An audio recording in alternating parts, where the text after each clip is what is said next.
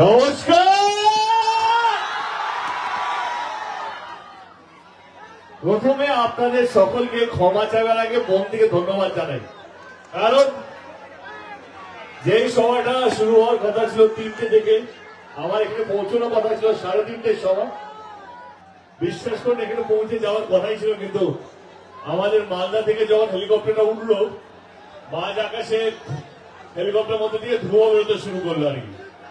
ওই সময়টা মনে হচ্ছিল যে এইখানে তো দূরের কথা অন্য কোথাও না পৌঁছে যায় আর কি, কিন্তু আপনাদের ভালোবাসা ছিল, লক্ষ লক্ষ মানুষের আশীর্বাদ ছিল বলে ঠিকঠাক নেমেছি মালদা থেকে। তখন আমি বললাম, ফোন করলাম জমিটাকে, কি অবস্থা, এই অবস্থা দাঁড়িয়েছে আর হেলিকপ্টার চলার মতো নয়, তাহলে কি আজকে ক্যান্সেল করি, আমি কালকে আসবো। তখন উনি আমাকে বললেন যে লক্ষ লক্ষ মানুষ অপেক্ষা করছে দেখার জন্য, হাজার হাজার মানুষ, তুমি একবার ভেবে দাও। এবং আমি আবার ফোন করলাম, তখন আমার 4-5 ঘন্টা লাগবে, যা দেখতে পাচ্ছি 300-350 কিলোমিটার রাস্তা, অনেকটা সময় লাগবে। তোমাদের লোক থাকবে কি থাকবে না, দেরি করে পৌঁছলে মানুষের মন খারাপ হবে, আরো রাগ হবে, তাহলে কি আজকে সময়টা ক্যান্সেল করা যায়? উনি বললেন না, তুমি যদি রাত্রে 10টাও আসো, লোক দাঁড়িয়ে থাকবে। এবং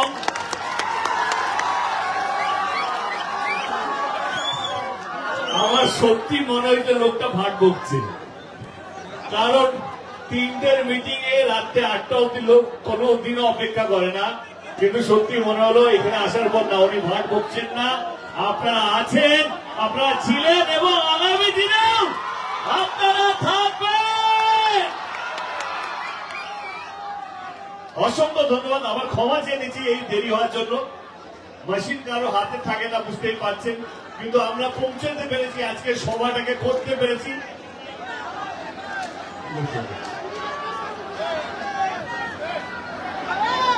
আজকে সভাটা আমরা করতে পেরেছি।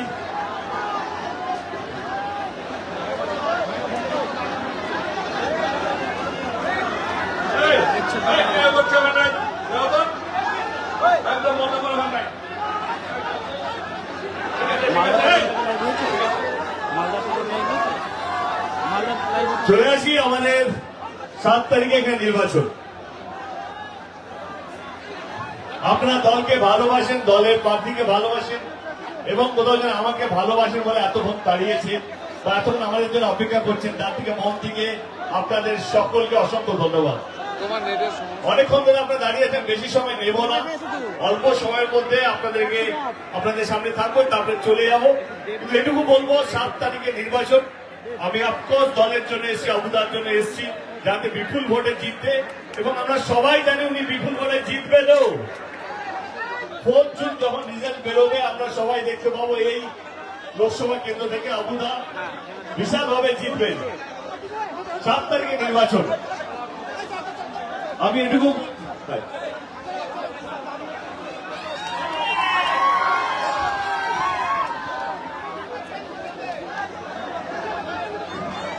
আমাদের এখানে 7 তারিখে নির্বাচন। আমি এটাই বলবো কি, আমাদের সরকার গত 13 বছর কি কি করেছে সেটা আপনাদের সামনে রাখবো। আমি কোনদিনও কাউকে আক্রমণ করতে পছন্দ করি না। আমি যেখানে গেছি বিশ্বাস করি যে ভোট দেওয়াটা গণতান্ত্রিক অধিকার। আপনারা যদি ভালোবাসেন আমাদের দলকে, আমাদের প্রিয় আমাদের প্রার্থীকে এবং আমাদের নেত্রীকে, তাহলে আপনারা জানেন 7 তারিখে কাকে ভোটটা দিতে হবে।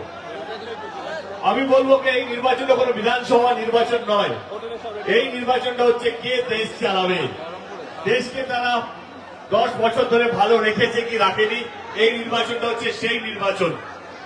আমি একটাই কথা বলবো, এখানে যিনি বিরোধী দলের প্রার্থী থাকবেন, যে 10 বছরে আপনার সরকার কি কি কাজ করেছে, অন্তত 10টা কাজ গোনান, যেটা গরিব মানুষের জন্য, যেটা গরিব মানুষকে ভালো রাখার জন্য, গরিব মানুষকে শান্তিতে রাখার জন্য। এসে বলুন, যদি বলতে পারেন তাহলে ভোটগুলো দেবেন, কিন্তু না, ওনাদের কাছে একটাই উত্তর, সেটা হচ্ছে ধর্ম। যখনই কোন সরকার কোন কাজ করতে পারে না, তারা তাদের ধর্মটাকে এগিয়ে রাখে, যে ধর্ম নিয়ে আমাদের দেশে সবকিছু করা যায়। কিন্তু এই নির্বাচনটা হচ্ছে কে মানুষকে ভালো রাখবে, সে হিন্দু হোক বা মুসলিম হোক বা যে কোনো কমিউনিটির হোক, তাকে ভালো রাখতে হবে, শান্তিতে রাখতে হবে। গত 13 বছরে আমাদের সরকার অনেকগুলো স্কুল করেছে, অনেক লোক কলেজ করেছে, পলিটেকনিক কলেজ করেছে, আইটিআই কলেজ করেছে, হস্টেল করেছে, ছেলেদের জন্য মেয়েদের জন্য হস্টেল করা হয়েছে এবং অনেক কিছু।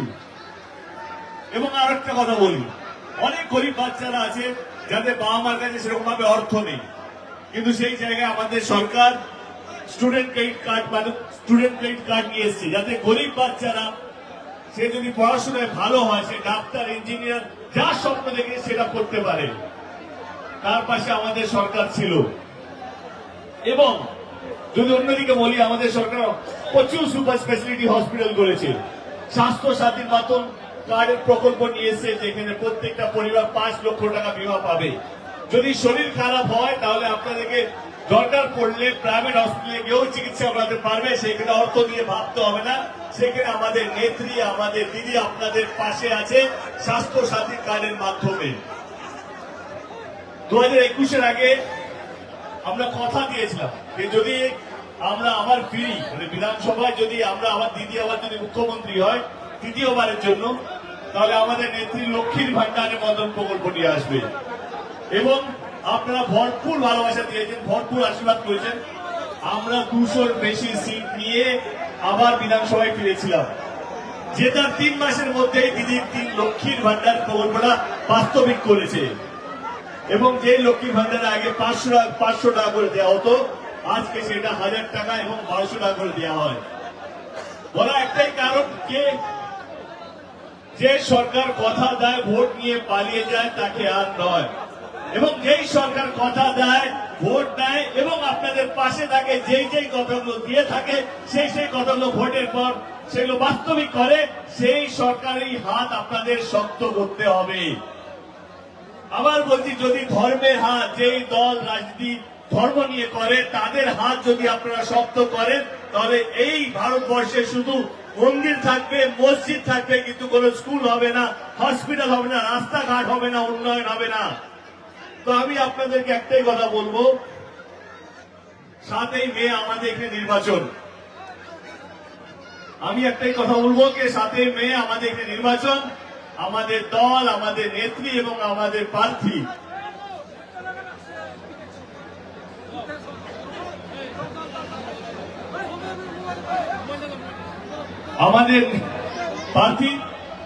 আবুদা, যদি আপনাদের মনে হয় যে 7 তারিখে আমরা ভালো কাজ করেছি, তাহলে এই লোকসভা কেন্দ্রের প্রত্যেকটা ভোট যেন আবুদার প্রতি পড়ে, এইটাই আপনাদের কাছে অনুরোধ করতে এসেছি। সঙ্গে আছেন তো? অসংখ্য ধন্যবাদ। বেশি সময় নয়, যেরকম ভাবে বললাম, খুব ভালো লাগলো। প্রথমবার আমার জীবনে আমি হেলিকপ্টার মিস করলাম এবং 4 ঘন্টা পর কোথাও পৌঁছলাম। আমার কোথাও যেন মনে হয় যে এই এক্সাম্পল ভারতবর্ষে কোথাও নেই।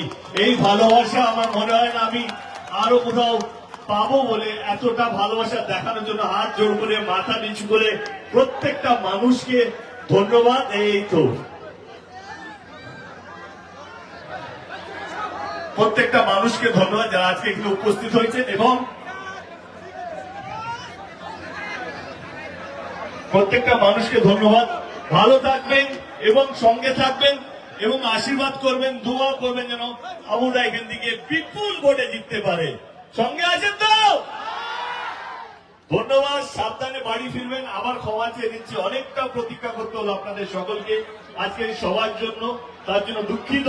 কিন্তু ভালো লাগা এটাকে শেষ পৌঁছতে পারলাম, আপনাদের সামনে আসতে পারলাম, এবং কোথাও যেন আমার মনে হয় আপনাদের ভালোবাসার টানটা আজকে আমাদেরকে মৃত্যু থেকে বাঁচিয়ে নিয়ে এসছে।